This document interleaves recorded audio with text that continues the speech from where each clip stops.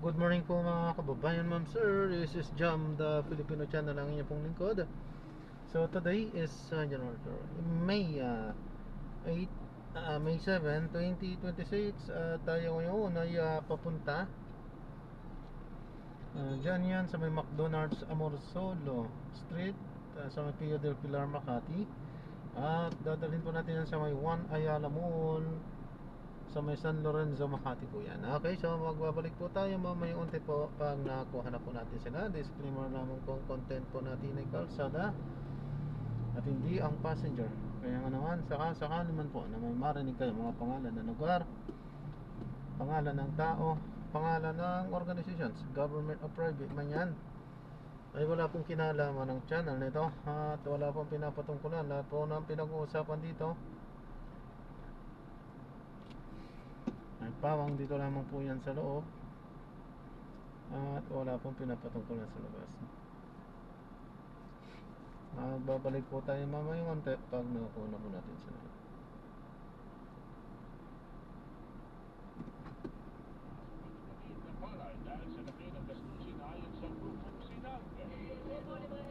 Nagmarcha patungo Mendiola, Maynila at ipinanawagan na itaas ang entry level na sweldo sa sektor ng kalusugan. Mga customer ng lahat po na pupunsumo ng 200 kWh kada buwan pababa kailangan na mag-apply sa business center para utay-utay na makapagbayad ng buwan ng bayarin sa kuryente. Suspension sa disconnection epektibo na. Era sa gitna silangan kabilang sa tatalakayin sa 48 ASEAN Leaders Summit sa Cebu. Seguridad sa enerhiya sa Timog Silangang Asya dapat matalakay sa ASEAN Leaders Summit ayon kay Energy Secretary Sharon Garin. Anim na individual arestado dahil sa paggawag sa gun ban sa gitna ng ASEAN Summit ayon sa police. No turn on red. Office 7.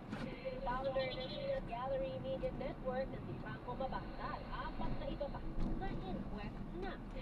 May dalawang mga evacuee sa Kamali Galbay na nanatili sa Harrison Centers dahil sa pag-alburuto ng Bulkang Mayon.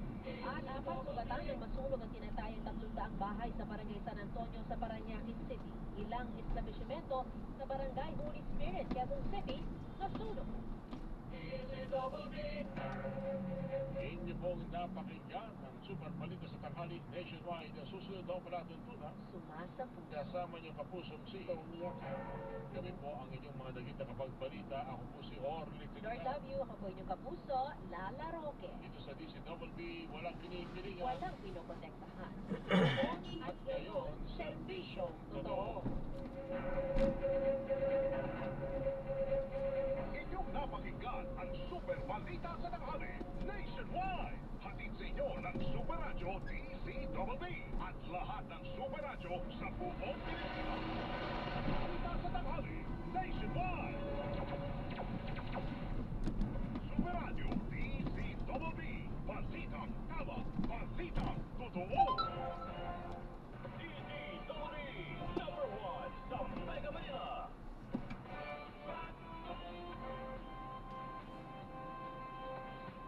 Sa balita, yun ang aming panata. DCWB Super Radio 594. Lagi naka-alerto. Servisyo, totoo. DCWB Super Radio.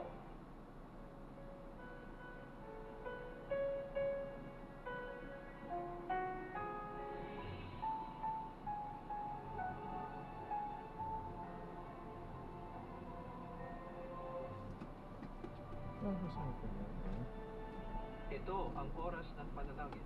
Panalangin para sa edukasyon, siyensya at teknolohiya. Ang mga petisyon na nilalaman ng panalangin ito ay hinango sa mga katuruan ng salita ng Diyos, ang Biblia. Ang salita ng Diyos mula sa mga kawikaan, siyam, talatang 10 hanggang 12. Ang paggalang at pagsunod kay Yahweh ay pasimula ng karunungan. Ang pagkakilala sa banal na Diyos ay may ikot na kalagayan. Ang pamamagitan ay mahaba. Dahil sa akin,